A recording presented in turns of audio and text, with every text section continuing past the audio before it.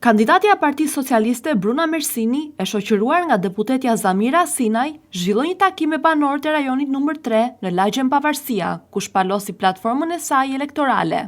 Deputetja Sinaj theksoi se Bruna Mersini është alternativa e duhur për drejtimin e Vlorës, tashmë provuar në menaxhim dhe vendimarrje publike. Unë besoj fort tek forca e gruas, besoj shumë te premtimet e një gruaje dhe kemi rastin më të mirë të mbështesim fuqishëm një grua këtë herë dhe të shikojmë se çfarë bën një grua për gruan edhe për familjet vlonjate. Në fjalën e saj, kandidatja Mersini prezantoi programin transformues dhe prioritetet bazë të qeverisjes lokale, që synoi zhvillimin e qëndrueshëm të qytetit dhe përmirësimin e cilësisë së jetës së banorëve. Kur një qytetar njeh qytetin e vet dhe do qytetin e vet, është një moto për të ecur përpara.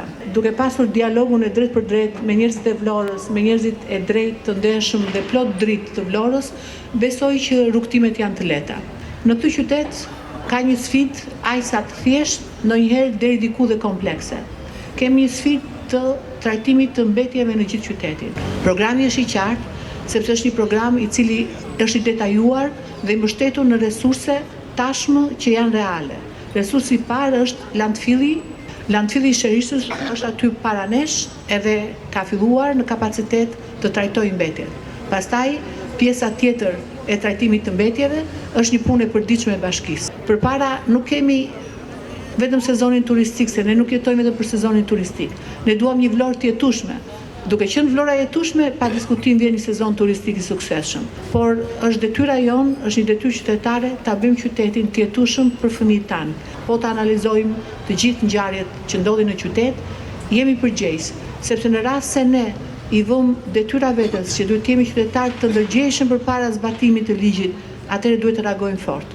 Për banorët e zonës, sfidë do të jenë ditët e para të qeverisjes, të cilat Mersini konsideron vendimtare për të vendosur ritmin e punës dhe për të përballur me sfidat e përditshme të qytetit. Sfida juaj nuk do jetë ata 9. Do jetë ata 10, 11, 12 dhe më radhë. Sfida juaj do jetë e përditshme. Mua më erdhi mirë si e kishe kapur totalisht atë program dhe ato halle që ka njerëzit. Njerëzit do ndryqim, pastërti, rrugë, administrim. Është një gjë që ju, sikur të punoni sa gjysma e spitalit që keni punuar, të uroj detyrë dhe 4 vjet të tjera, jo 1 vit e gjysmë, nëse ju do jeni në krah të qytetarëve. Nga ana e tij, drejtuesi politik Bleti Çuçi u ndal te rëndësia e ditës së zgjedhjeve, duke theksuar se vota për Brunën është vot për vazhdimsinë, stabilitetin dhe zhvillimin e mëtejshëm të Vlorës. Ai nënvizoi se përvoja, ndershmëria dhe vizioni që përfaqëson Bruna Mersini janë garancia më e mirë që Vlora të vazhdojë rrugën e transformimit dhe modernizimit. Forca që merr një kryetar bashkie është pikërisht ke vota. Sa më shumë pjesëmarrje të ketë në një votim për një kryetar bashkie, aq më shumë forcë ka kryetari i bashkisë kur tulet në atë karrige. Dhe aq më i fortë do të jetë zëri juaj, zëri i jon i gjithëve, për t'i kërkuar llogari nesër kryetarit bashkisë për mbarvajtjen e punëve në bashki. Bruna, edhe për shkak profesionit, por jo vetëm për shkak profesionit, ka demonstruar që ka një ndjeshmëri shumë thellë ndaj çdo problemi njerëzor.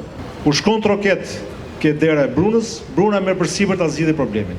Edhe nëse nuk është drejt për drejt e lidhur me mandatin që ka, apo me detyrimet institucionale që ka ajo si kryetare bashkie nesër në bashkim. Dhe kjo është një garanci shumë e madhe për shërbimin ndaj komunitetit.